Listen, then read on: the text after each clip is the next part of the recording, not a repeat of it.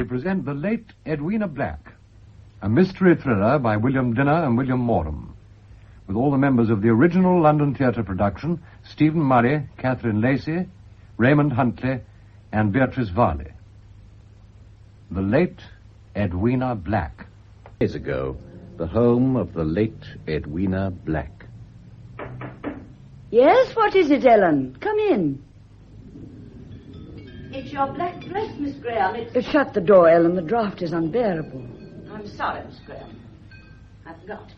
You don't like the wind bell tinkling, do you, miss? We should take it down. Oh, no, miss. You mustn't do that. It was hers. The mistress loved that wind bell. She often said it was like her laughter when she was young.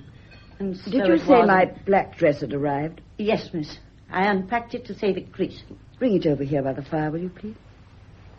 Would you mind holding it a little higher? Oh, that's it. You know, after the funeral, after the mourning period, it can be relieved very nicely by white or scarlet. It's a new sort of silk, isn't it, miss?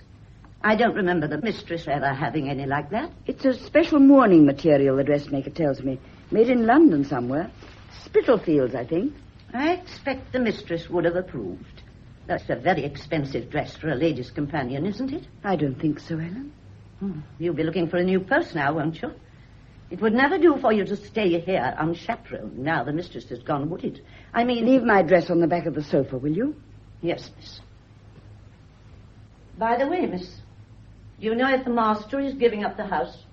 I don't know, Ellen. Why do you ask me? I thought perhaps he might have discussed it with you. You see, I wouldn't like to think of someone else living here. I doubt whether many people would want to. It's so lonely. It's so far from the village. Oh, it's so unfriendly. Call at this time of night? I don't think Mr. Black will want to see anybody, so try and get rid of them as quickly as you can, Ellen. I'll go upstairs. Yes, miss. Good evening, ma'am.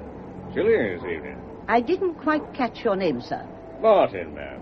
Henry Martin. Did you say Mr. Black was at home? No, sir, he's not. He's out for his constitutional. But I don't think the master will see you. I'm sure he won't. This is a house of mourning. I'm sorry, ma'am, but I have to see him. Miss Graham is in. Would you like to see her? Miss Graham? She was the mistress's companion, sir. Oh, yes.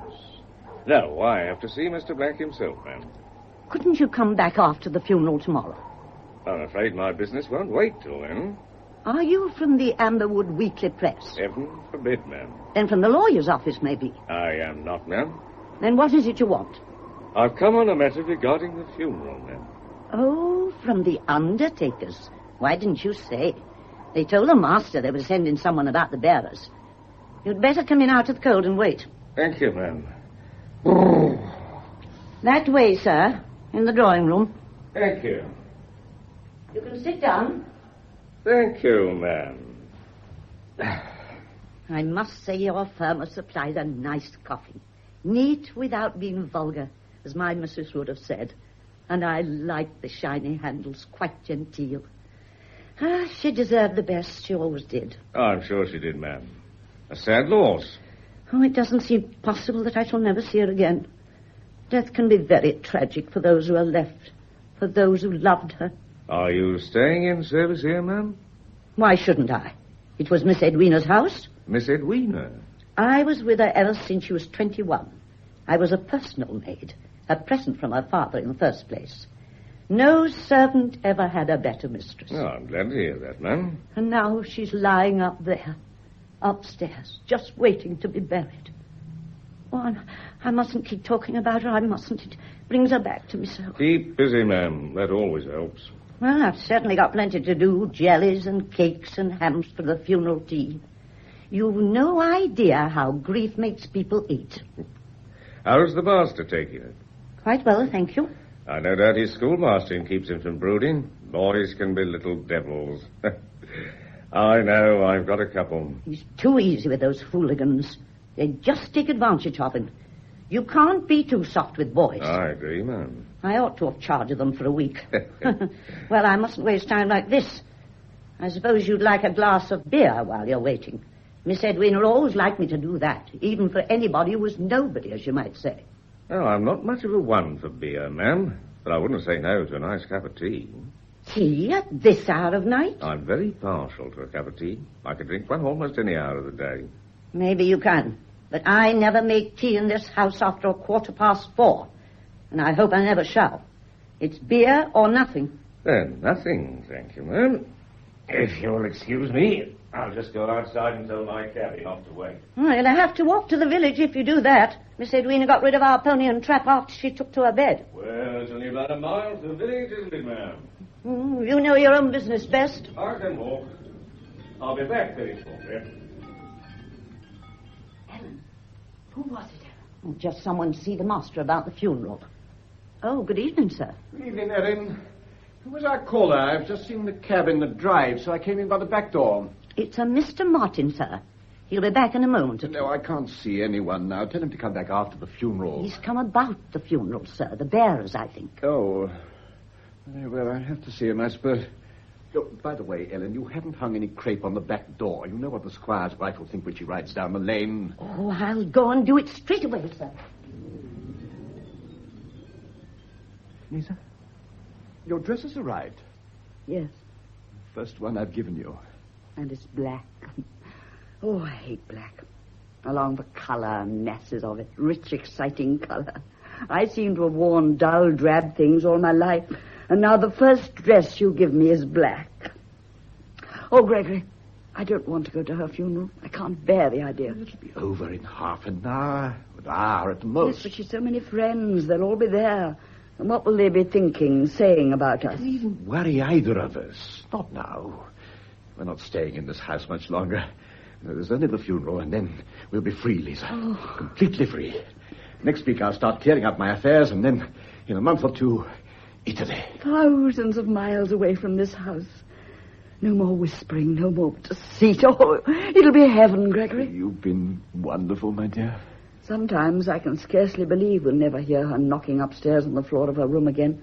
Never hear her sharp voice. Never have that feeling of guilt when we look at her. I love you, Lisa.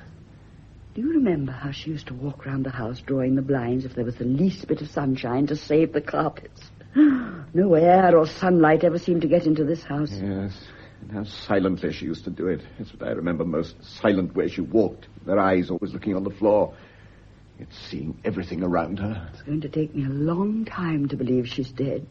I don't think I will believe it until we get to Italy. Menaggio.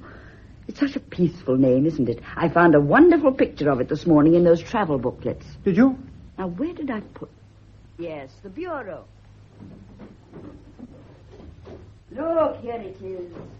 Menaggio overlooking the waters of Lake Como. Surely the lake will never be as blue as that. It's impossible. Yes, it will be. And the poplars will be just as green. Look at the carving on that bridge. And the vines trailing over it. It's lovely. I wish we didn't have to use our money. If only we could go away now, straight away. Couldn't we? You know, well, immediately after the funeral. Come in. Excuse me, sir. That gentleman's back to see you, sir. Oh, very well. This way, please. Thank you. Mr. Martin. Good evening, sir. I hope you'll pardon this late call, but my business is urgent. It wouldn't wait till the morning. It's certainly rather late. Please sit down. Thank you, sir. Oh, this is Miss Graham. Good evening, miss. Good evening. Well, Mr. Martin, you wish to see me about the bearers, I understand. No, sir. A private matter. I'll take this dress up to my room. No. There's no need for you to go, Miss Graham. What is your business, Mr. Martin? You can speak in front of my secretary. Well, sir, it's rather a delicate matter. I hardly know how to begin. You sound very mysterious. Do I, sir? Oh, I don't mean to be, but, Hadn't you better come to the point? I believe you've just lost your good lady, Mrs. Edwina Black. Yes.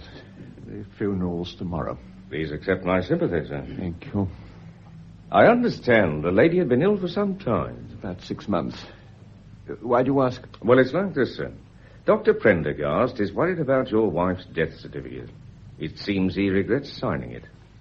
Regrets signing it? He's dissatisfied with the apparent cause of death, sir. So I've come to ask you to delay the funeral. What?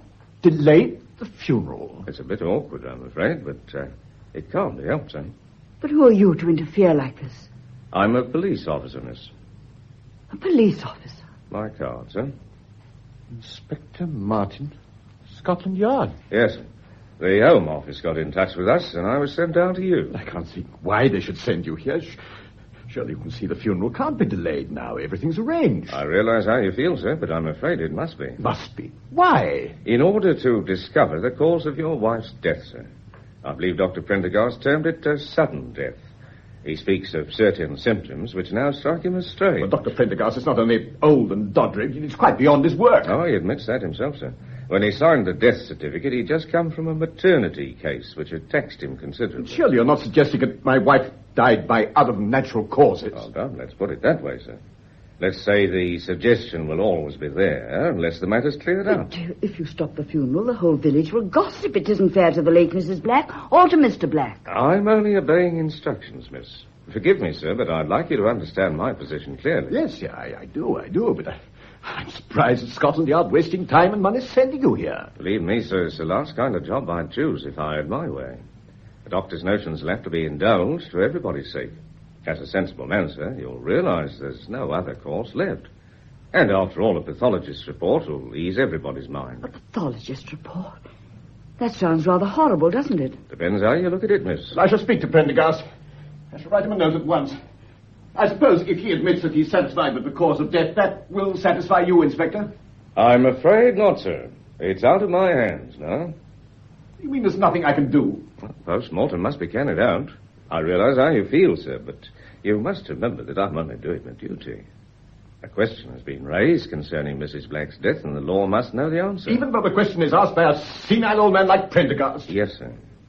You know, as Mrs. Black's husband, I have certain rights in this matter. There are no rights involved, sir. It's simply a question of our satisfying ourselves that the cause of death is correctly stated. Well, I'm sorry I can't take it as calmly as you do, Inspector. I object most strongly.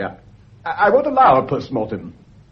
Don't you think you owe this post-mortem to your wife, sir, in the circumstances? To her memory? I should have stopped Prendergast attending my wife. The man's an ass. But it's an awful situation. What excuse can I give to the vicar, the undertaker? Oh, don't you bother about that, sir. You leave it all to me. I'll make arrangements to have everything done discreetly, sir. I think we can keep the matter quiet. The funeral can take place as soon as possible after the post-mortem, say the day after tomorrow. But what about all the people who are going to attend the funeral? Half the village will be there. It might give rise to the most awful rumors.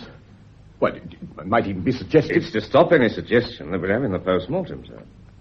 Well, I think that's all. I won't keep you any longer, sir. What's this? Touring booklets? You planning to go abroad, sir? Yes, for a holiday. Italy, as you see. A touring agency, eh? I once had a trip with these people myself. My good lady came into a little money from her father, so we went to Paris. But you're going much further afield. Oh, I don't know, Inspector. I should probably do a great deal of travelling now. Bit of a stay at home myself, sir. Nothing I like better than to potter about my bit of garden at Streatham. Well, I'll be off. I expect I'll have the report through by Thursday. You'll keep me informed, I suppose. I'll come down at once, sir. Good night, sir. Good night, Inspector. My apology if I've taken the matter rather badly. But you haven't, sir. You've taken it very well indeed. Very well indeed. Good night, miss. Good night. No, don't bother, sir. I can see myself now. That stupid fool of a doctor. I knew it. I knew it. I knew it. You what? I knew Edwina would stop us. How can she stop us, Lisa? Now, do be reasonable. There's nothing to be frightened of. Why are you frightened? I don't know. That's the awful thing about it. I don't know. Oh, well, you're frightened, too. Nonsense. Why should I be frightened?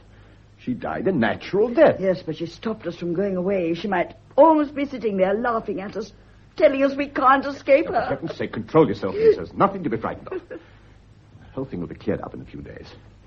But in the meantime, we must carry on as though Inspector Martin and the whole of Scotland Yard didn't exist.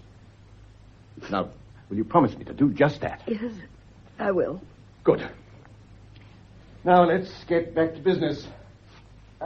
This letter from the bank, they want Edwina's passbook. Could you get it for me, dear? Oh, yes, it's upstairs. I'll bring it down. Lisa, why are you gazing up the stairs like that? The passbook. It's in her room. I hate going there now. You're letting your imagination run away with you. I can't go up there. I can't. She's dead, Lisa. Can't you get that into your head? She's dead. Is she?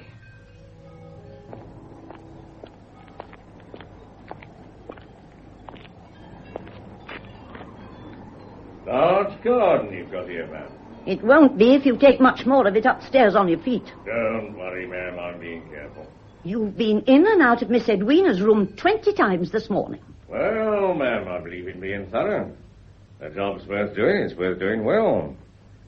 By the way, what's that Mr. Black I heard just now? No, it wasn't. I wonder where he is this morning. I've already told you I don't know. Regarding the sick room, ma'am, you're quite sure you moved nothing from it? You keep asking me that. I've already told you that nothing's been moved to my knowledge since her death, except the things you took away the other day. You're certain, ma'am? I am, and the way you keep asking. My good lady always says I need telling everything 6 times, ma'am. She asks for it, marrying a policeman. Oh, good morning, miss. Good morning, Inspector. Weather looks uncertain, doesn't it, miss? I guess I'll have a wet journey home. I expect you want to see Mr. Black, Inspector. I imagine he must have gone down to the village. Oh, well, I've no doubt he'll be back shortly. If you'll excuse me, I'll go upstairs just once again. Take another look at Miss Edwina's room. Oh, but feeling better, miss? The vicar's wife was saying how upset you looked at the funeral. Of course. Well, so are you, Ellen. Naturally, miss. I loved her. Is that you, Gregory? Yes, back at last, Lisa. It's 12:15 already. The morning's nearly over. The stonemason buttonholed me as I came through the village. Edwina's hardly buried 3 days before the old man's on my track. He proposes to erect an elaborate tombstone. Gregory, the inspector's here again. Oh? He's up in Edwina's room. Did he say anything? No. The post-mortem took place 4 days ago. Surely he must know the result by now. Found the fellow. Hush, Gregory. He'll hear you. Well, I'm angry. I have the greatest respect for the police, but I prefer them at street corners, not in my house. How long's he been upstairs in a Edwina's long room? time. He's on and off for over half an hour. Why don't you go up and see him? Yes. No, I think I will. Well, no, perhaps it might look odd being so anxious. Well, it's natural for you to want to know you were her husband. Oh, do go up, Gregory. Give him another 5 minutes. Come in. Excuse me, miss, it's your laundry, miss. She starched the collars better this week. Thank you, Ellen. That policeman's upstairs again, sir. So I hear. He appears to regard my house as a hotel. You'd no right to let me think he was an undertaker's Well, he won't man. be here after today, Ellen. He seems very curious, doesn't he, sir? He's been asking me all sorts of questions. Indeed?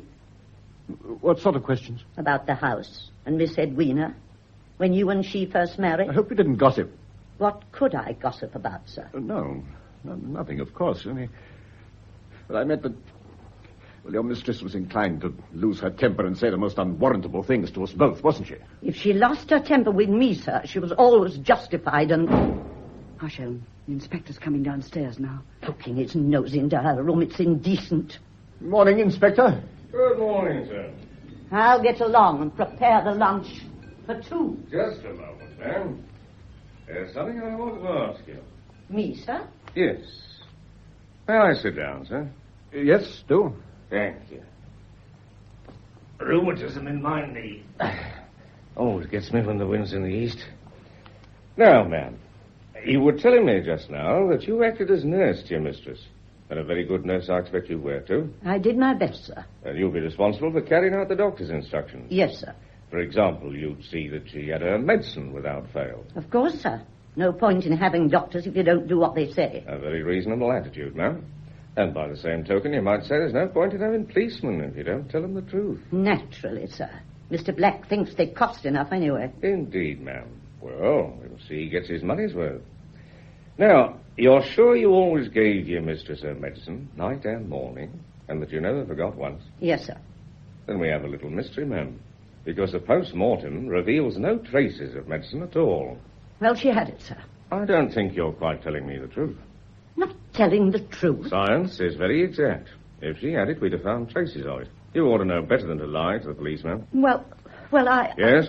I tried to make her take it, sir, but she never would. She just poured it away. Once she ruined a bottle of toilet water by pouring it into that. And she made me promise not to tell the doctor or anyone. I see, ma'am. An obstinate invalid, eh? She didn't like the stuff, so she got rid of it. She used to say it tasted horrible. And I don't think it would have done her any good anyway. Well, ma'am, that solved my little mystery. And now I'll not keep you any longer from preparing your lunch for two. Yes, sir. Ellen, perhaps the inspector would like some lunch? Oh, it's very kind of you, sir, but I have to catch the 1-5 to Paddington. I wouldn't say no to a cup of tea. Tea for the inspector, Ellen? Tea before lunch. Well, of course, if you say so, sir. A very spirited lady, sir. Inspector, I really cannot see it. It matters now whether my wife took her medicine or not. Well, sir, when there's a post-mortem, we get a report, and then every little detail has to be checked. Yes, I know what the official mind is like, but I hope that now you're satisfied and we've seen the end of it. The end, sir? I'm afraid you don't quite understand. It's more like the beginning. Beginning? Yes, sir. It's my unpleasant duty to tell you that we've discovered arsenic in your wife's body. Arsenic? Yes, sir. Arsenic. Good heavens, are you suggesting my wife died of poisoning? Well, that would be the inference, sir. Her medicine. Prendergast must have made a mistake in his dispensary. But you've just heard the housekeeper say that she never took her medicine. Well, she might have taken one dose, an overdose. An overdose might make her ill, sir, but it wouldn't kill her. Besides, I've traced all the medicine bottles. Found them in the local dust tip. In that case, Inspector, you must analyze them at once. Oh, but you see, miss, they've been analysed. Well, Inspector, well? The analysts found nothing in them save traces of medicine. Harmless medicine. No trace of arsenic at all? None. Which clears Dr. Prendergast of carelessness in his dispensary. Then your pathologist has made an error in the post-mortem. That's unlikely, miss. But if arsenic was found in her body, how did it get there? That's what we have to find out, miss. That's why I'm here again. You're making her death seem so strange. I don't like it, Inspector. It's disturbing. A few questions might answer. I'm tired of your questions, Inspector. I know, sir, but I don't think you quite appreciate my position. I ought to put my point of view. Your wife dies suddenly. A post-mortem is carried out, and the report shows death to have been due to poisoning. I'm placed in charge of the investigation. Now, sir, if you were in my place, how would you set about the inquiry? Well, I... Yes, sir? Well, I suppose I should have to ask some questions. Exactly, sir. I apologize, Inspector. But what is it you want to know? Now, sir, there's a tin of weed killer in the greenhouse. Weed killer? Yes, sir. I understand you ordered it from the general stores in the village. Let me see. On the 2nd of October. It was delivered the same afternoon. Was it? Yes, that's quite right. I did order some. Are you suggesting that the weed killer was responsible for her death, Inspector? I can't say yet, miss. But the particular brand Mr. Black ordered contains a high percentage of arsenic. I see the tin in the greenhouse has been used, sir. Yes. We've always used weed killer here. My wife was very particular about the gravel paths. When was it last used in the garden? I'm afraid I can't remember that. No, I simply can't remember. Do you mean Mrs. Black was accidentally poisoned by this weed killer, Inspector? We'll hope. Accidentally, miss. Wait a minute, Inspector. Yes, sir? If there's no doubt about the poison, then have you considered the possibility that perhaps my wife... she was suffering from the strain of her illness. I don't know quite how to put this, I'm afraid. Suicide? No, sir. Impossible. How could she have risen and gone to the greenhouse where you keep the stuff? The tin was only delivered after she was forced to take to her bed. The doctor's words bear me out there. He says she couldn't stand on her feet. Oh, no, she was far too ill. We know that. And no one in their senses would have taken the stuff up to her, would they? No, of course not. And there's not the slightest trace of any arsenical substance in her room. I'm afraid it can only point to one conclusion. Someone in this house must have... Well, your wife couldn't have taken the stuff herself, could she, sir? Someone in this house? Someone in this house. But who? Well, there's the housekeeper, though I hear she was deeply attached to her mistress. Ellen, she was devoted to her, almost like a sister. Old ladies, in spite of devotion, have been known to commit serious crimes, miss, even murder. Oh, but not Ellen. The idea's utterly ridiculous. What do you say, sir? Do you think the old lady had a motive? Well, the will hasn't been read yet, but we know she was left a small annuity, but it's silly to suppose that Ellen would do anyone an injury to get it. Exactly, sir. The motive isn't large enough. You mean... Yes, sir? You mean Mr. Black has a larger motive since he will inherit the fortune? Good heavens! Do you mean that, Inspector? I don't mean anything yet, sir. But you said... Please, put yourself in my place And haven't again. you forgotten another possibility? Have I, miss? Now, what would that be? Well, Mrs. Bloom, who helped nurse Mrs. Black for several weeks. I haven't forgotten her, miss. Do you think she had a motive for poisoning Mrs. Black? Mr. Black dismissed her for thieving, and I heard her say something about paying him out for it. That's true, isn't it, Mr. Black? I did hear her say that. Yes, it's quite true, Inspector. I caught the woman stealing some of my books. I had to dismiss her. But you doubt if she'd poisoned your wife in revenge, sir. Yes, quite frankly, I do. Oh, she might have done it to get you into trouble. Some women would do anything. Do you sincerely believe that, miss? No, of course I don't. It's quite ridiculous. But if she didn't do it, then Mrs. Black must have died by accident. Or your man at Scotland Yard has made a mistake in the laboratory. We may make mistakes at Scotland Yard, miss, but not in the laboratory. But you're seriously suggesting it? I would deliberately... Well, good heavens, Inspector, this is too unreasonable for words. Unreasonable, sir? But you really believe I poisoned my wife? I have no belief, sir. I'm here simply putting my point of view. Well, your point of view may be quite natural, Inspector, but you're wasting your time if you try to connect my wife's death with me. If she did die of poison... Yes, if she did die of poison. She died of poisoning, sir. However, let's go back a few weeks before Mrs. Black's death. I'd like to know something of her habits, her daily routine. Did you see your wife that morning, sir? Morning of her death? Yes, naturally. How was she? Well, pale and restless. The same as she'd been for several weeks. Did she complain of anything? No more than usual. I mean, she spoke naturally enough of the monotony of lying in bed on a sunny day. Now, miss, as the lady's companion, will you tell me something of her daily routine? Well, it's very simple. I mean, that is when she took to her bed 4 or 5 months ago. Every morning at 8 o'clock, I would have to brush her hair. Say, from 8 to 8:15? No, much longer. She liked me to brush it very, very slowly. What time did she breakfast? Well, the tray came up at 8:30. She always had tea and toast. And preserves? Honey. There's always honey. Do you know if it was kept apart from the rest of the household preserves? No, Ellen would take it from the same jar. And after breakfast, miss? Well, at 10 o'clock, Ellen and I would go up to her room and she'd give us our orders for the day. In my case, letters, a little shopping necessities, books, flowers for her room, and so on. And then, miss? Well, I'd read to her every afternoon. Yes, she liked to keep in touch with the fashion notes and also the latest novels. And in the evening, miss? She'd have a light dinner, then Mr. Black would come up, and of course I would go. Yeah. How did Mrs. Black call anyone when she wanted attention? By a bell? No. She would knock from upstairs on the floor with a stick. A carved ebony stick. Her room is, it was, over this one. And you go at once? Yes. Well, often she'd not want anything at all. I see. Now, sir, about stimulants. Did your wife ever take any wine, for instance? Well, Yes, sir? but I have to admit that she was sometimes a little indiscreet. She drank, sir? No, that's not the way I'd care to put it. She was a little careless, perhaps.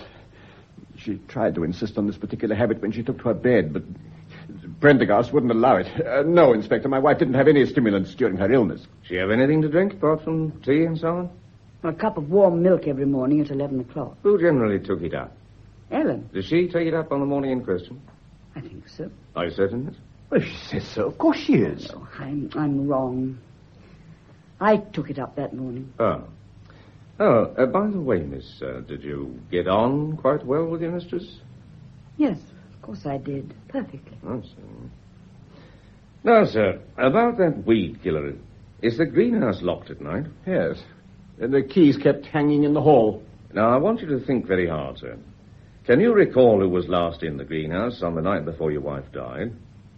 Ellen. Yes, I remember distinctly. Ellen. You're absolutely certain it was Ellen? Absolutely. I see in my book I've made a note that Ellen is under the impression that someone else locked the greenhouse door that night when I asked her very tactfully. She said Miss Graham watered some plants. I did? In the greenhouse? So she says, miss. Did you, Miss Gray? Well, I must have done if Ellen says so. Did you notice whether the tin of weed killer was in its usual place, miss, on the shelf? No, I didn't notice. I can't say. I thought perhaps as you were the last But there. how could it, Elizabeth? I mean, Miss Graham, no, it would turn out to be so important.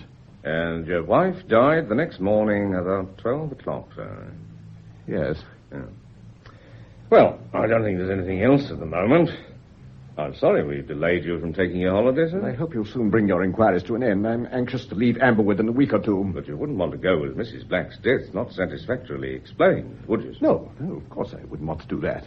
You were going to, Egypt, wasn't it? No, Italy. Ah, yes, of course. I saw those touring booklets, didn't I?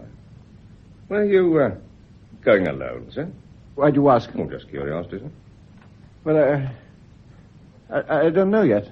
They make those booklets very attractive, don't they? Those you had were ordered some time ago, I believe. I remember noticing the date when they were sent out. Travel agency always rubber stamps them before posting, as you probably noticed. Those you had were sent here about 5 weeks before the lady's death. Really? Yes, that's quite right. I don't mind telling you, sir, that puzzled me a bit. Why? Oh, 5 weeks in advance of the lady's death seems a little pessimistic. Pessimistic? What do you mean? Oh, nothing, sir, really. Just that it was fortunate you had those booklets already. I ordered those booklets in advance because I'd often thought of going abroad. But you didn't order them, sir. I beg your pardon? You sent for them, miss, didn't you? Yes, I did. But why have you been asking me, Inspector? Why hide the fact that you knew Miss Graham had sent for them? You've been making strange suggestions because they were ordered 5 weeks in advance of my wife's death. You've been making quite a mystery out of it. Why? Not at all, sir. I merely imagine Miss Graham sent for them at your request as a secretarial duty, sir. Oh, I see. 12:30. Time line is off. Inspector, Mr. Black did not order me to send for those booklets. I got them on my own initiative. Then, you were very wise, miss, getting them so well in advance. Very wise as it happened. Oh, My apologies for having to bother you again this morning, but that greenhouse was worrying me, and who was there last? Well, I'm off to London now. I shall be back tomorrow morning, sir. Should either of you require me? Well, why should we require you, Inspector? Oh, I don't know, sir. You may discover something that I've overlooked. overlooked? Overlooked. Well, good day to you, sir. Last batch of exercise books I shall never correct. Now that I'm free of the school, I can't think what possessed me to enter the teaching profession. Lisa, push the lamp a little nearer, will you? You need so much light for your sewing. Oh, I hate this room. So many drafts, so many shadows. That's better. Ellen back here. I want to ask her for those housekeeping accounts. No, she's probably staying at the vicarage until after the rain stops. No doubt discussing Edwina's qualities with the vicar's housemaid. Overlooked. What did you say, my dear? I wonder what Inspector Martin meant when he said that before he left this morning. I don't know, my dear. Something we'd overlooked. No, he questioned Ellen again about Edwina's food. We mustn't keep discussing it, Elizabeth. We can't dismiss it like a boy dismissed from class. It's here in the house with us, not letting us rest. Like this rain, it goes on and on. You really must try not to think about it, my dear. It's 3 days since they buried her. Only 3 days. 72 hours, thousands of minutes. No, I've never been aware of minutes before. Gregory, what could we have overlooked? We'll keep talking about it, Lisa. Are you as calm as you pretend? Of course. Yes, of course I am. I keep starting a little task like this piece of sewing, and suddenly I find myself staring at it, and 5 minutes have gone by, and I haven't made a stitch, Gregory. In this rain, all the flowers on her grave will be ruined. Lisa, you must control your thoughts. Discipline yourself. I can't. I keep seeing the inspector's face, the way he looked at me when he was talking of those wretched booklets. You must have guessed I was going to Italy with you. Well, if he already believes we're lovers, and his knowledge about our trip to Italy can't make much difference, can it? No, I suppose it can't. Oh, dear. My thoughts go round and round in a circle. It's all so confusing.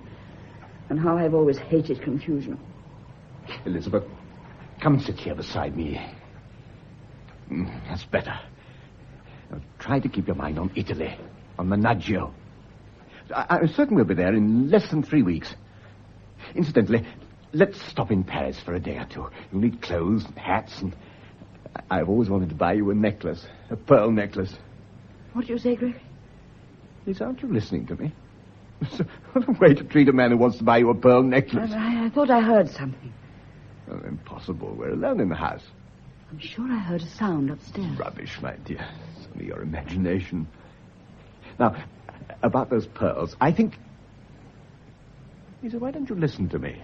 You remember how she would knock on the floor towards the last, beginning very softly and then thumping more and more. You must forget her, Lisa. Every room, every corridor is alive with her, every inch of the house. Her things, the things she chose, they belong to her and speak of her. We'll never get rid of her, Gregory. Lisa, remember the first time I spoke to you about us? That time in the garden when Edwina had gone to the village. You came over and straightened my tie, remember? And you pushed the hair off my forehead and you said, Gregory, you're helpless. Why can't you keep tidy? I didn't say that, did I? That's so long ago I've forgotten. Why did I seem so helpless, Lisa? I think because you were lonely. I was lonely, too. But although it started with pity, you did fall in love with me, didn't you? Yes, Gregory. I don't mind so much. Pity alone isn't very heroic, is it? I wasn't a very romantic figure, was I? You even mistook me for the gardener when you came out to drive that first day. Well, you let me think you were the gardener. You wore the ugliest hat I've ever seen. You had a rose in it as large as a cabbage, a really vulgar rose. It may have been, but it was very fashionable. And how Edwina stared because we laughed when we were first introduced to each other. You know, I was very nervous of her. You didn't show it. I wasn't going to let another woman see how I felt. Oh, certainly not Edwina. You see, at that time, I was quite impressed by her clothes and her jewels. You know, in all the houses where I've worked, I've always pictured myself as the mistress. I would tell myself how money, luxury, travel must give one a feeling of such confidence. Money can do other things, too.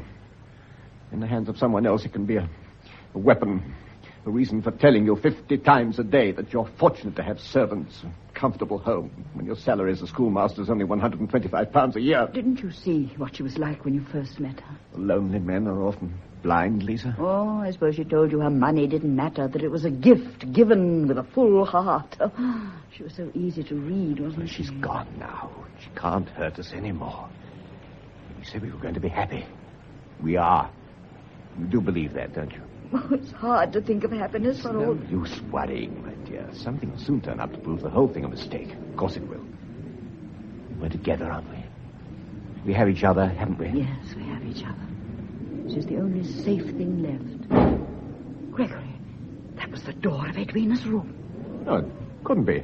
It was, I'm sure of it. Look, nonsense. Oh, she's clinging to the house she loved. Well, that door's locked. I locked it myself.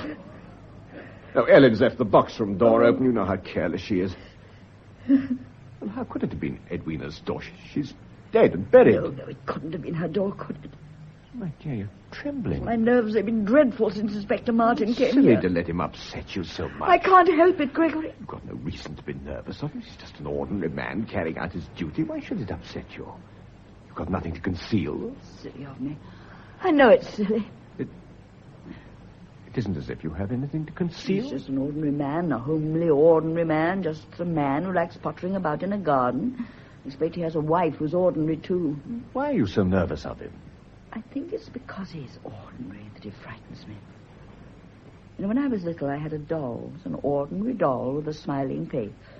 One day, the gardener's boy was clipping a hedge. He cut his finger, and some blood dropped on my doll's face. Oh, I screamed. She suddenly changed, suddenly become frightening. Just as the ordinary things in this house are changing, just as the inspector... I must stop this. Oh, what made me think of that doll? I can't imagine why the inspector should frighten you so much. He's ordinary, yet there's something behind his eyes. Perhaps it's power I see there.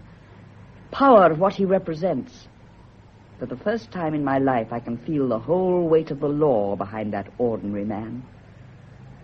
Surely the inspector can't believe we had anything to do with Edwina's death. Surely he can't. We said we wouldn't talk about it anymore. No. I must get on with my corrections. Shall I help you? Give me some of the exercise books. There you are. It's composition. I gave them the French Revolution as a subject. Well, I know a little about it. The French found the guillotine very useful for cutting with. Master Smith understates a little, doesn't he? Louis XVI and Marie Antoinette, spelt wrongly, and the Constitution, spelt wrongly. Do you want me to correct the spelling as well as the English? Do you want me to correct... Gregory, why are you looking at me like that? What do you mean? You must control your imagination, Elizabeth. Yes, I know I must. I'm giving way far too much. No, we've done nothing wrong. We've just made a mistake, a dreadful mistake. That pathologist made an error. Yes, of course. After all, who'd want to poison her? Mrs. Bloom, Ellen, why should they? And who else is there? Nobody. But us. We know we didn't do it, so that it is. Oh, if only they can find out so that that we can leave this house. Listen to the rain. Will it never stop? Nobody but us. Was the execution of Marie Antoinette 1793 or 83? 93. I thought so. Lisa, Yes? what made you send for those travel booklets? I don't know. I just happened to. I've often sent for such things. You know, I've always wanted to travel so much. Yeah. Why do you mention them? Well, it's just an idle remark. Gregory, what are you thinking? Why did you send for them so early? Early? Did I know Edwina was going to die in 5 weeks? Gregory, what is in your mind? No, nothing. Why do you say that? Because you spoke to me as if you were the inspector. Oh, don't be so silly, Elizabeth. You even looked at me as you Nonsense. did, as if I were lying. Lisa! Yes, lying. Now, why did I say that? Why did you make me say that? I only meant it must have seemed odd to the inspector you're sending for them weeks before her death. I think you mean you found it odd, Gregory. You're twisting my words. No. You had the thought that I... Oh, good heavens, surely it's not possible. No. You're twisting my words, Elizabeth. Why shouldn't you send for them early? It's perfectly natural. You've always been interested in travel, and your nervousness is only caused by this house. By the way, she still seems to haunt us, isn't it? Well, why did you answer me? You're not nervous for any other reason, are you? I can't believe there's anything in what the inspector suggests. Couldn't have been premeditation that made you send... Could it? Well, why do you sit there just gazing at me? Why did you tell me I'm wrong? Lisa, she was in our way, wasn't she? I don't like saying that, but she was, wasn't she? And you saw how much I needed you. And because you loved me... Lisa, did you? No, answer me. If you did, I'll understand. I love you, Lisa. I love you. I must know. You believe I killed your wife. You believe I poisoned her. How dare you doubt me like this? Do you realize what you're saying? Do you think I would be capable of murder? No, don't use that word, Lisa. Please don't use that word. What you're accusing me of? Murder. Yes. A woman could do it because she loved him anyhow. Besides, I hated Edwina. Yes, Gregory, I hated her. And I wouldn't let you see it. She was cruel. She was horribly cruel. Always making me aware of my place. Always patronizing me in front of her friends. My companion, Miss Graham, such a household treasure. I'm not accusing you, but she was poisoned, and in this house. And there's only the two of us, isn't there? You and me. The inspector thinks one of us did it. It's no use trying to deceive me, Gregory. You really believe I did it, that I did it because I loved you. Gregory, how can you accuse me? How can you? I'm not, my dear, I'm not, but... All last night, all day, I kept telling myself something would happen to prove it was a mistake, and just now, I couldn't any longer. It is a mistake, Gregory. Please say it is a mistake. Please say it. I wish I could believe the pathologist was wrong, but I can't any longer. My brain won't let me anymore. My brain tells me she was poisoned. And if she was, who did it? I swear to you, I didn't do it. Very well. Now, let's forget all about it. It's 9 o'clock, and we haven't had anything to eat. We can't go on accusing each other like this. But I haven't accused you, Gregory. Helen left everything ready on a tray before she went out. So we might as well dine in here where there's a fire. I'll clear away my books and things. It's not raining so hard now. Hold the door open for me, please. Let me take the tray while you put on the cloth. Thank you. Lisa, can't you forget what I said? It wasn't my fault. It was this house. It's affecting us somehow, making us say things we don't mean. It's alive with malice. She's alive, Gregory. Only in our minds, Lisa. I feel at any moment she may quietly walk down those stairs again, smiling as she used She's to. only in your mind, Lisa. Why should we think of her? We know we didn't kill her, either of us. Trust me, Lisa. Surely you can trust me. Yes, people can't change so suddenly. Not people you love. And now you must eat, my dear. It's nearly an hour past your usual time. Well, sit down at the table. I'm not hungry. It's picnic fashion, I'm afraid. I told Ellen not to bother. See, cold chicken, salad, a trifle I made for you myself. Shouldn't have bothered. Cheese and biscuits would have done. But you like trifle. Gregory, I wonder what would have happened if we told Edwina. Told her what? About us. You never wanted to do that, did you? Well, you know what would have happened. There'd have been the most dreadful scenes. I should have had to leave the school. Yes, you had no money and Edwina was ill, I know. Compromise. It's always compromise. It's not fair of you, Lisa. Why did you never change her doctor? Well, you know she'd never have anyone but Prendergast. Her faith in him was pathetic. But you should have insisted. Well, surely it was kinder to let her have him if she wished. There was no hope of saving her. It was only a question of time. Yes, perhaps a year, 2 years. That's a very long time. Did you know she was leaving you her money? Yes, but don't go on like this, my dear. You're worrying again. Yes. Lisa, we said we'd trust each other. I'll make some coffee. No, I don't want any tonight. But it's already on the stove. It won't take a moment. Oh, very well.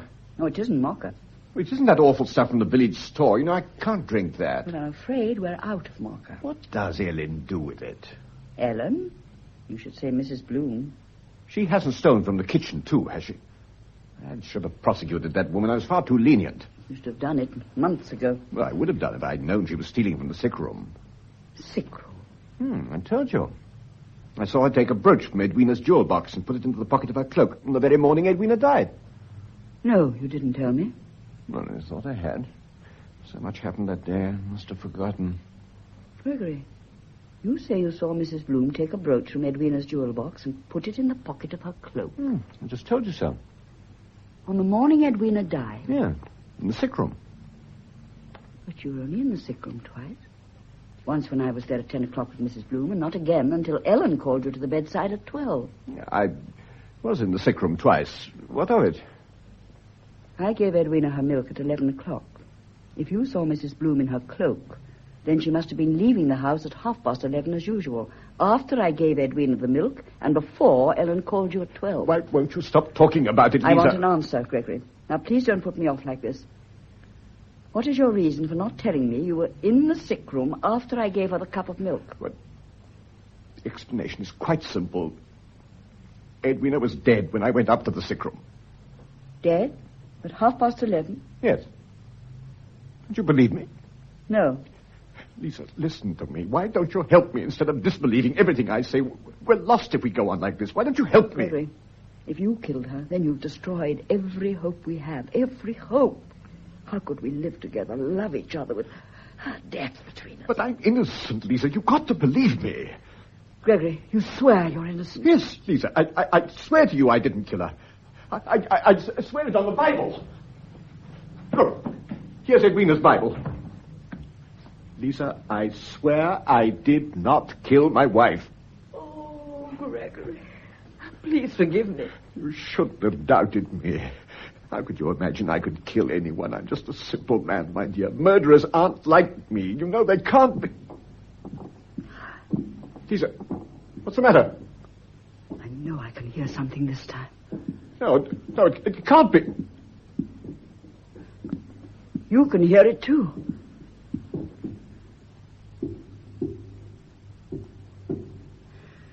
Ellen!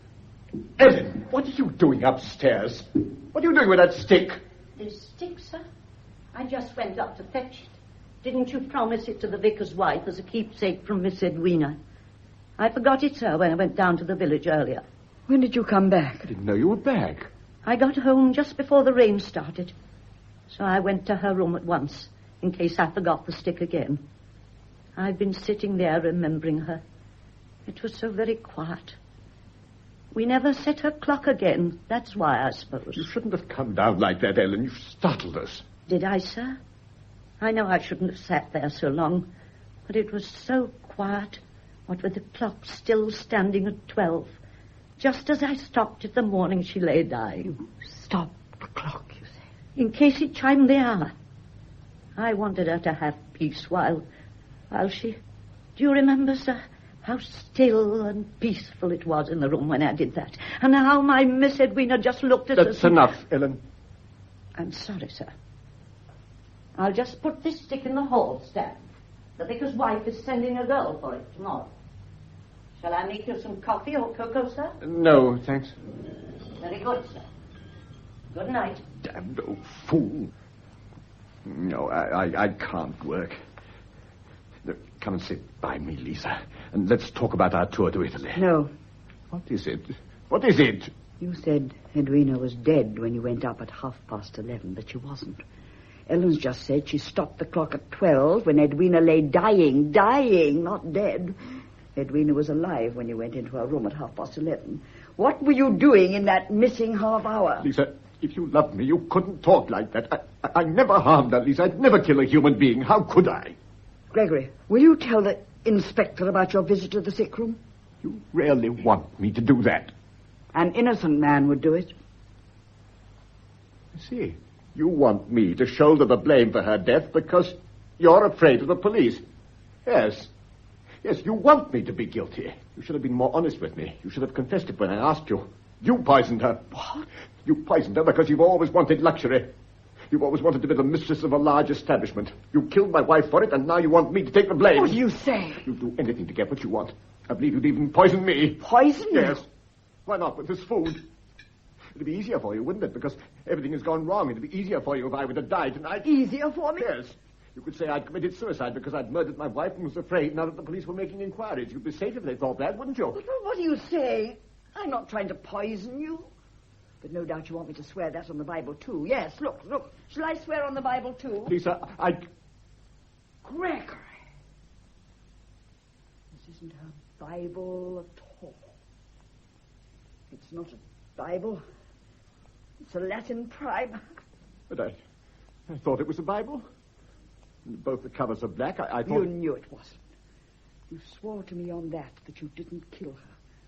Were you afraid to swear in a Bible because you knew you were going to tell a lie? No, Lisa. You did kill her. You've told me lie after lie. You must believe me. Lie after lie. I won't have you say that. You hear? Don't shout at me. I'm not one of your schoolboys. You're trying to dominate me as she did. How dare you say that? To think that you could smile at me and let me kiss you while you were planning what you were going to do. You could be in my arms and think of murder. Oh, there are worse crimes than murder. You've shown me that. I've been poisoned, too. Poisoned by your lies, your talk of Italy, your love-making that meant nothing at all. You said I was the only woman in the world for you. Together we'd have a glorious future. Lies. You talk of love to me, Elizabeth.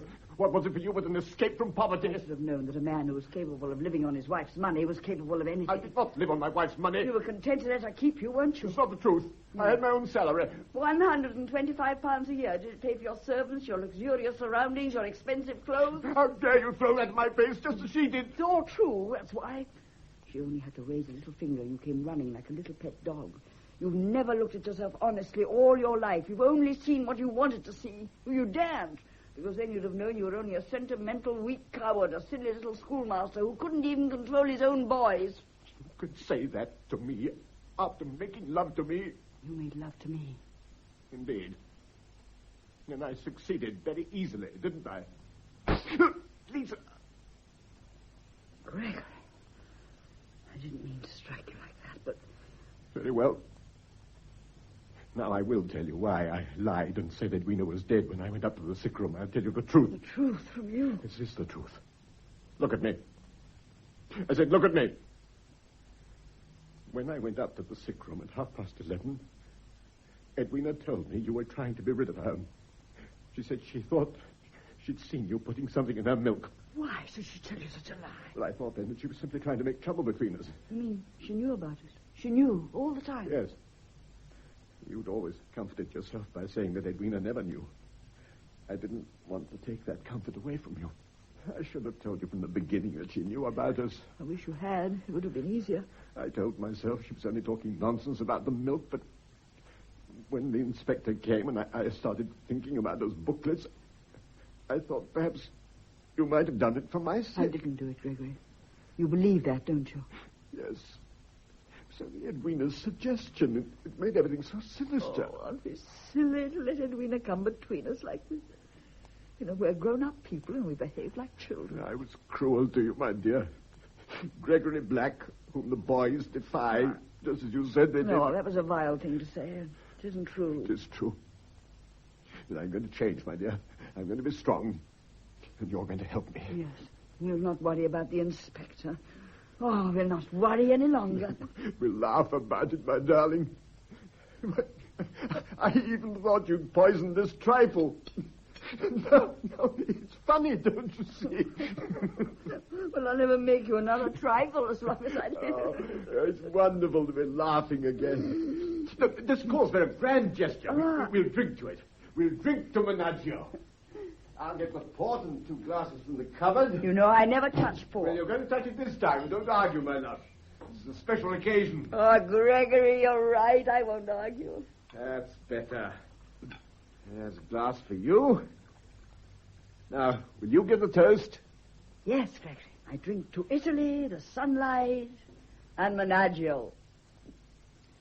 Gregory, why aren't you drinking? Well, stop gazing in your glass and drink to Menaggio.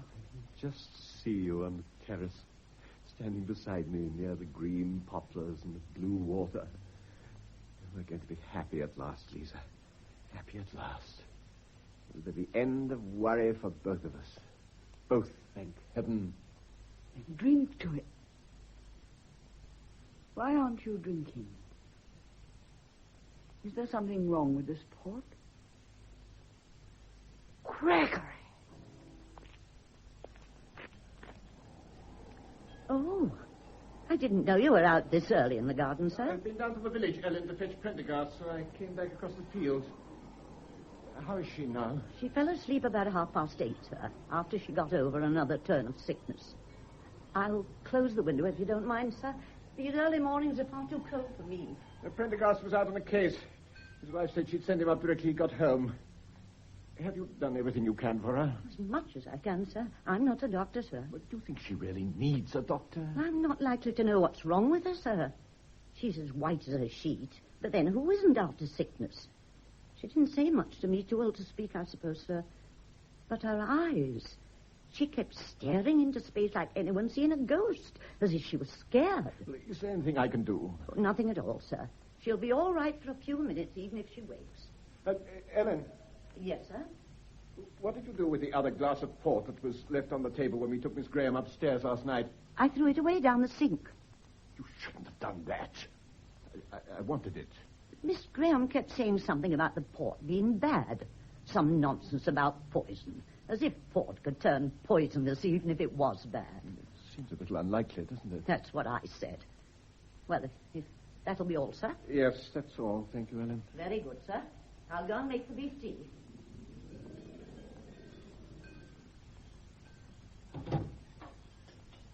What are you doing with that bottle, Gregory? Lisa, I thought you were too ill to leave your room. I am ill, but I've strength enough to come downstairs to be here when the inspector arrives. You remember he said you'd be coming this morning. I haven't forgotten. I've made up my mind. I'm going to tell him the truth. I'm going to tell him that you murdered your wife and then tried to poison me. You realize that bottle of port is poison, don't you? Yes. Then put it on the table. The inspector will want it. I was going to. All these months, I never knew you. All these months. Well, here he is. Yes. You'll have your wish now, Elizabeth. You'll be able to denounce me to him. He'll believe you, too. You're clever enough to make him believe you. Where are you going? Upstairs. Oh, no, you're not. For once in your life, you shan't run away. I'm not running away. You run away all your life. This time you can't do it. This is something you've got to face. Come in. Excuse me, sir. Oh, you're up, miss. Yes, Ellen, I'm up. It's Mr. Martin, sir. Thank you, ma'am. Good morning, sir. Good morning, miss. I hear you've been ill. I'm sorry. Yes, I am ill, Inspector, but not as dangerously as I might have been. Oh, I'm pleased to hear it, miss. May I sit down, sir? I've been all round the village since before 8 o'clock this morning. Hasn't done my rheumatism any good. Far too much exercise. Inspector, Mr. Black has something to tell you. Have you, sir? Well, there's just one question I want to ask Miss Graham, first of all, then we'll hear what it is. Now, miss, how often do you go to the chemist in the village? Very seldom. Now, I want you to cast your mind back to last April. You went there, you bought some soap and some tooth powder. Can you remember buying anything else? Well, of course I can't. It's so long ago. But, Inspector, you'll see that all this is a waste of time when you hear what Mr. Black has to say. I think it was about the second week in April. I told you I can't remember. Oh, that's a pity, miss. Pity. Perhaps later on you might be able to recall it. Inspector. Yes, miss? Last night I was nearly killed. Really, miss? I was given a glass of port from that bottle. Well, port isn't usually considered very lethal, miss. Well, this port is different. This port. Gregory, tell him about the port. Well, sir, what about the port? Gregory. Now, sir, tell me about this port. Well, it's poisoned. Indeed, sir. How do you know? I was violently ill after being given a glass of it. Who gave you a glass of poisoned port, miss? Mr. Black. It was perfectly harmless as far as I knew. Well, I had a glass as well. You didn't drink yours. Inspector, he poured out 2 glasses and he made me drink mine first. It was only sheer chance that I didn't drink it. Now, I'm afraid, Inspector, I must tell you that, in my opinion, Miss Graham poisoned that port herself. She took just enough to make herself ill, no more. Just enough to make me look guilty when she accused me of murder. That's a very serious charge, sir. Inspector, he knows I didn't do it. Now, you each had a glass and only one of you drank. Well, where's the untouched glass? Ellen threw it away. When did you last have a glass of porter? Well, not for several weeks. And you, miss? I've never had a glass before in this house.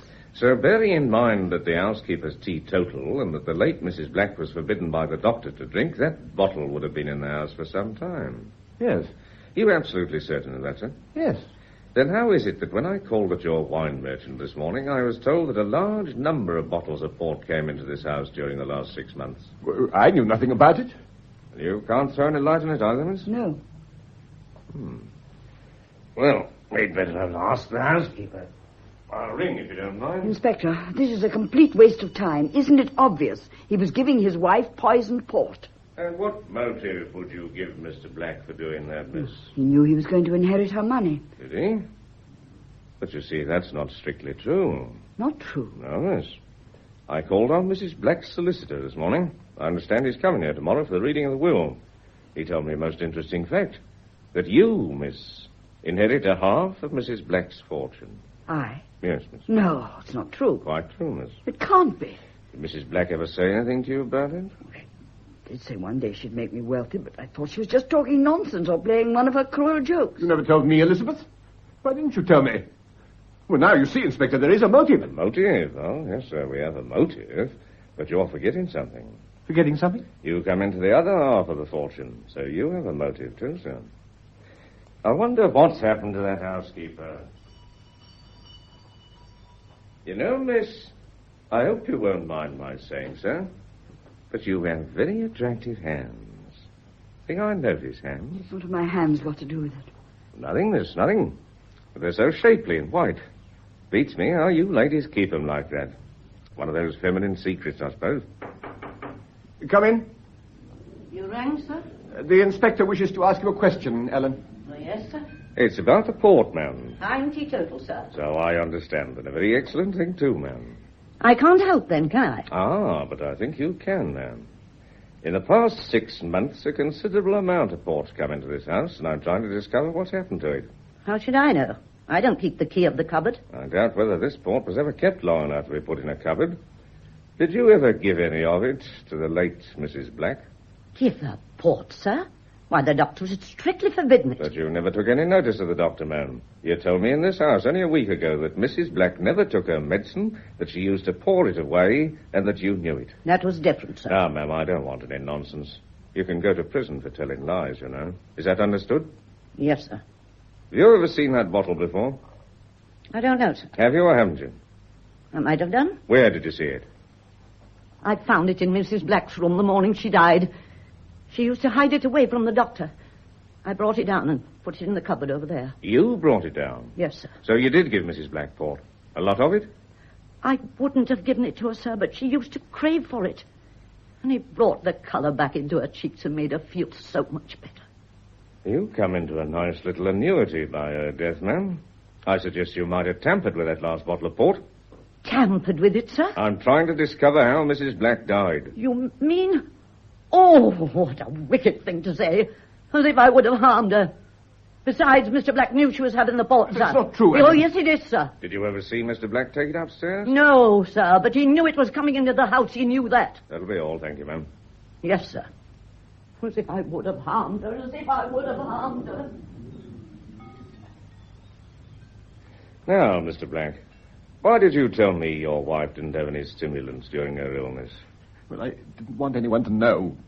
I didn't want anyone to realize that I sometimes had to give in to her. She kept at me day after day until I did give in. And you allowed her port, knowing it was dangerous in her condition? What did he care about that? It was just an easy method of giving her the weed killer. I did not touch that weed killer. Inspector, is there any need to prolong this? You know the truth now. Sorry, miss, but you must bear with me for a little while. There are some things I know and some things I don't know. I shall have to explore everything. For example, I'm still interested in that little purchase you made last April. Then there's the weed killer and the cups of milk. So many questions which have to be answered. There is also that bottle of port staring you in the face. He put weed killer into it. But we've analyzed the weed killer that was used for the garden. Less than half of it was composed of pure arsenic that had dissolved in liquid. The rest of it was like sand. Wouldn't dissolve in anything. This liquid is perfectly clear. Look at it against the light. You see? Perfectly clear. You mean that bottle does not contain weed killer? I do, sir. Because, you see, your wife was not poisoned by weed killer. Not poisoned by weed killer? I don't understand. You will, miss, you will. Now, we come to that little purchase you made last April. Apart from soap and tooth powder, you also bought a certain preparation that's quite fashionable nowadays. I may have done. But what has that got to do with all this? I hope to show you in a minute. But I wish you'd try and recall that purchase. Well, how can I recall it last April? It was so long ago. I think it was for your hands, miss. Oh, yes, I did buy a preparation for my hands. Something to whiten the skin. Perhaps you can describe it, miss. Well, it was a powder which I had to dissolve in water. Exactly, miss. The chemist ought never to have sold it to you. But I suppose they're very lax in these country districts, and he probably makes an exorbitant profit out of it. Poison laws need tightening up. You see, miss, that powder was pure white arsenic. Arsenic? I'm afraid so, miss.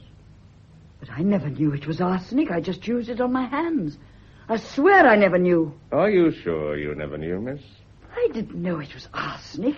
And I didn't put arsenic in that bottle of port. I know nothing about the port. I didn't even know Mrs. Black was drinking it. I should think as a lady's companion, it was your business to know what she was I drinking. wish you'd leave me alone. I've told you I'm ill. I feel faint. Inspector, surely the inquiry can be closed now. You've learnt all you came to find out. Not quite, sir. Now, miss, I believe you used all that packet on your hands. Yes, I did. I understand. That was in April. But you ordered a second packet in June. Now, sir, as master of the house, you left all the shopping to the women folk. Why do you think my wife kept servants, Right, Inspector? sir. But there'd be little things you'd buy for yourself in spite of that. Books and so There on. isn't a bookshop in Amberwood, Inspector. No, sir. But there's a barber's. You'd have to go down to the village for that occasionally, wouldn't you? One of those things the women folk can't do for us, eh? And I dare say that on one of those little excursions you might have bought something for your wife. Some little thing she particularly asked you to get for her. No, Inspector, my wife would hardly have trusted me. Besides, she had Miss Graham to do that sort of thing for her. But perhaps Miss Graham would have trusted you, sir. You might have got something for her if she'd asked you to. Well, I might have done, yes. Exactly, sir. That's my point. You did get something for her. The second packet of powder, sir. The second packet of arsenic. I got the second packet. So the chemist says he's most emphatic on the point. I don't remember anything about it. Oh, come, sir. You've got a habit of not remembering. I remember. It was when Ellen was ill in bed with a cold, and you said you would get it for me on your way back from school. I didn't know it was arsenic. Miss Graham asked me to fetch the preparation. I just gave it to her, that's all. Now, miss, did you use all that packet on your hands? No, I didn't use the whole packet. Where is the remainder? It was in my room. Well, it's not there now. No, I must have mislaid it.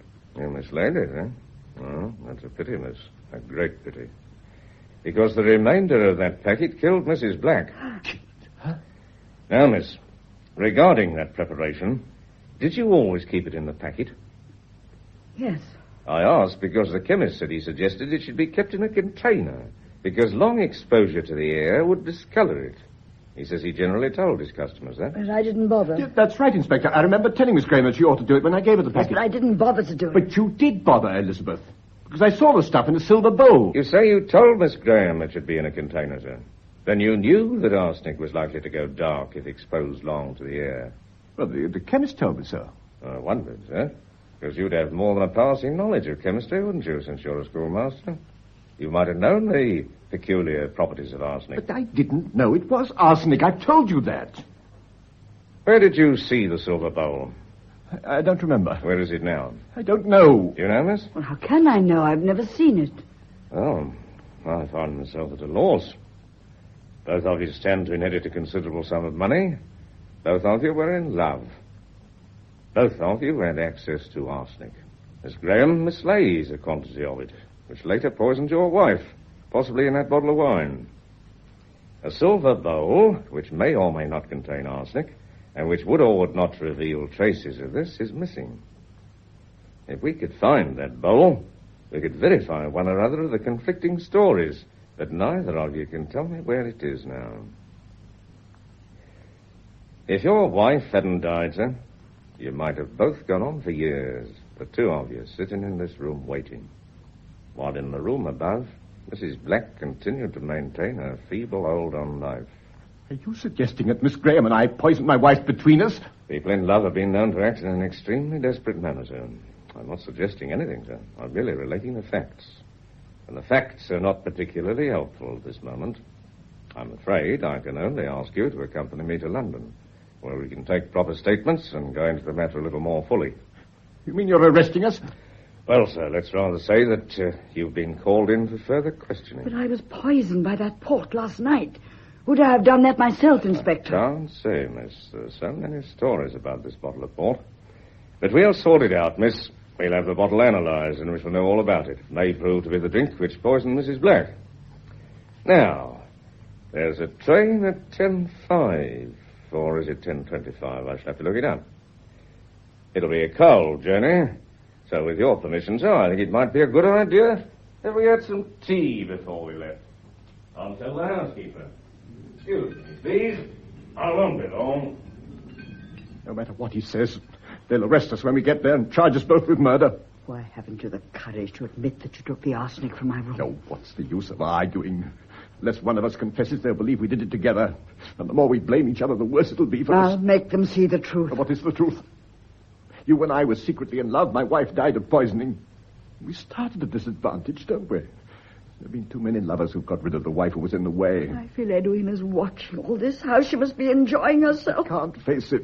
They'll question me, question after question, pushing me further and further into a trap. Yes, you can stand there and say that, but you were quite content to let me take the blame to save your own skin. And so are you. Oh, it's no good, Elizabeth. We're bound together by her death, bound together by what happened to her. We can't escape her. But there's one thing we can do. Run away. Now, at once. If we can get abroad, we shall be safe. Where should we go? Menaggio? Well, there must be somewhere in the world where they couldn't find us. And what will our life be like if we ever reach it? I'll tell you, living in shabby little cafes, afraid to go out in the sun, starting an alarm if anybody knocked at the door. After a time, we'd be safe. And Edwina will be with us always. So you won't run away. No. I'll tell you why you won't run away. Because you still think I'll be convicted. That you'll be allowed to come back and spend the money you inherited through murder. And when you do come back, you'll change into another Edwina. You're even beginning to look like her. Your eyes are cold and hard. Gregory, keep away from me. You both shamed me and humiliated me. You've turned me into a weak coward between you. Let me go. You're hurting me. Admit that you killed Edwina. You won't destroy me. Go on, Elizabeth. Admit it. You shan't destroy me. I won't let you. What will you do? No, nothing. That's the whole point. Nothing. You both succeeded too well. Come in. Mr. Martin tells me you'll all three be going to London by the 10:05 train, sir. So I've packed a bag for you. Thank you, Ellen. I've also packed a few things for you, Miss Graham. Now, sir, about the house. No, you can see to that, Ellen. No special instructions? No. Miss Edwina was the only one who gave special instructions. But then everything had to be just right for her. You're much more easygoing, aren't you, sir? But perhaps you don't love the house as she did. There we are now. It trains at 10:05, so we've got plenty of time. Oh, I hope you'll pardon the liberty in your kitchen, ma'am, but the kettle boils, so I made the tea.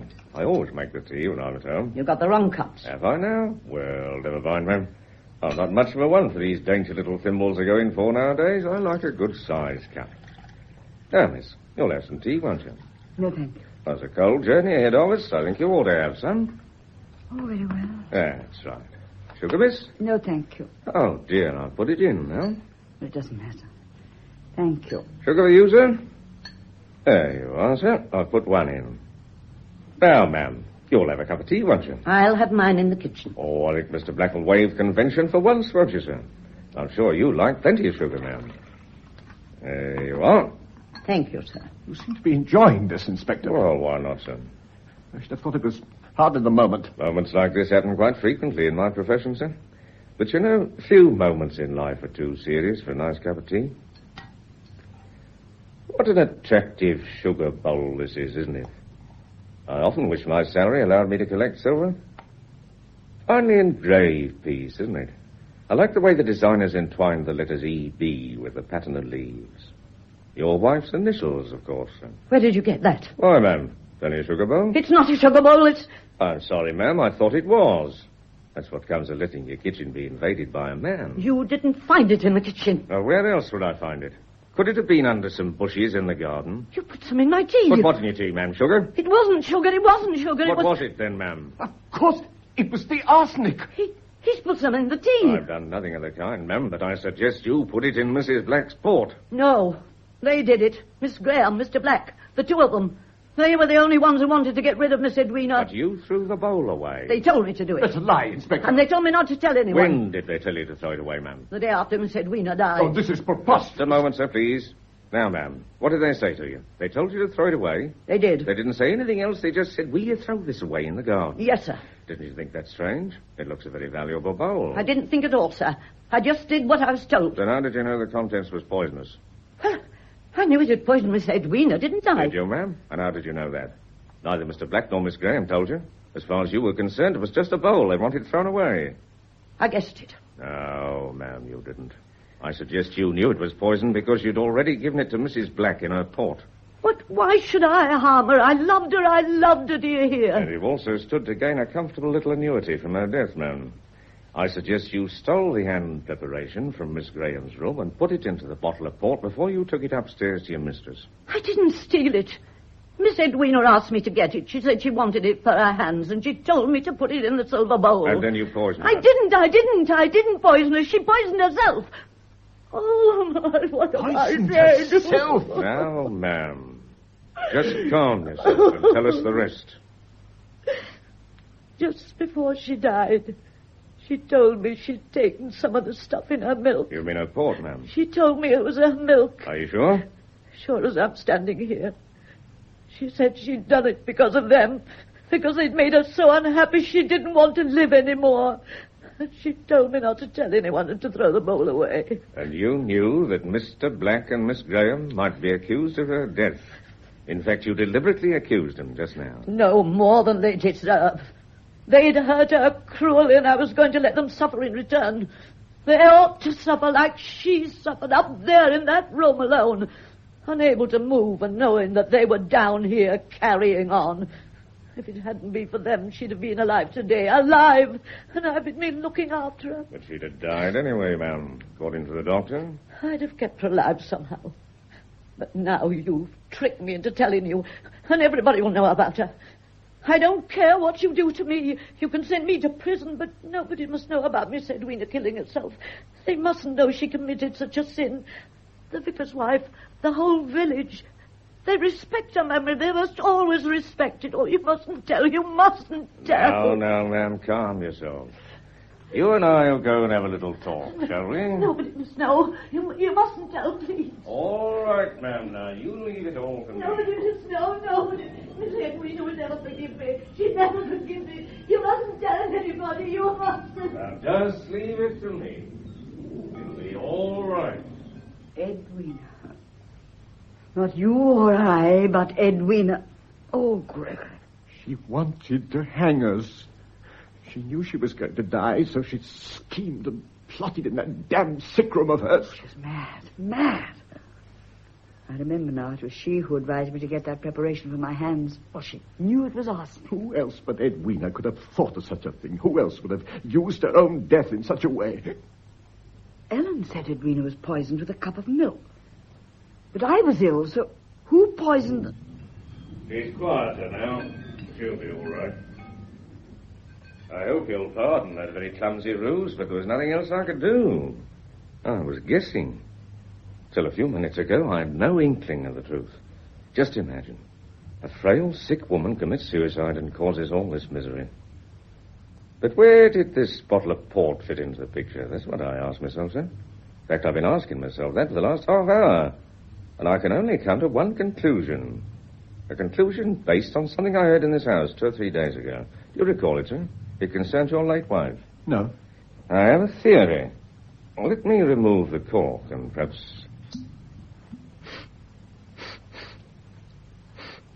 as I thought. The smell of this contents explained why you thought you were poisoned, miss. Do you remember Mrs. Black had a habit of throwing her nasty medicine away anywhere just to get rid of it? This bottle happens to be handy, possibly with a little port left in it. So why not pop it into that? But I was ill, Inspector. Of course you were ill, miss. You had a strong overdose of wine last night, and in your overwrought condition... Only medicine. And all the suspicion we built from it. We human beings are very open to suggestion, sir. In the dark, an overcoat hanging on a door becomes a monster. A tree becomes a devil himself. And the wood's been a dark place these last few days. So medicine becomes a deadly poison. And Edwina was behind everything. Edwina. Can we blame the poor sick lady entirely, miss? After all, she wouldn't have succeeded as far as she did unless... Unless what? The ground has to be fertile, sir, if the seed is to flourish. Oh, there's 9:30 now. Hey, I'll catch the 10:05 train. I'll go by the garden way, if you don't mind, sir. Greet it for me. You'll be hearing from us very shortly. Final formality, sir. Good day to you both. He's right. It was our fault, Gregory. Not either of us, but both of us. And now we're free, Lisa. No, Gregory. She's won, hasn't she? Even after her death, Edwina has parted us. But our love for each other... Our love. What a shoddy, tawdry thing that turned out to be. I think I'll go to my room now and pack. You're not leaving me? Yes, Gregory. We could try again. Could we? Could we live together, love each other without remembering the dreadful things we've said? I couldn't. I'm going upstairs to my room now. If you leave me now, I shall be alone. Alone with her. Alone with Edwina. Lisa, please, come over here. Lisa, we can try again. Don't you see? We know each other now. With no romantic illusions left. We really know each other. We could build on that, Lisa. We could build. Gregory, if only we could. We can, my dear. Menaggio's still there, waiting for us. Oh, Gregory. Yes, you're right. We can. We will.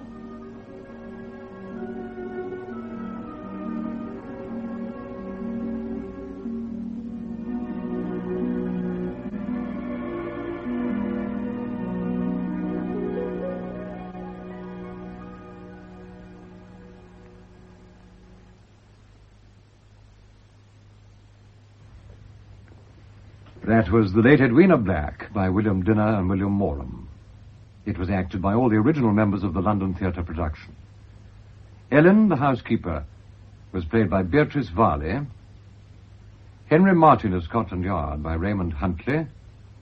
Elizabeth Graham, the companion, by Catherine Lacey. And Gregory Black, husband of the late Edwina Black, by Stephen Murray. The recorded production was by Raymond Rakes. Raymond Huntley is now appearing in Difference of Opinion at the Garrick Theatre, London.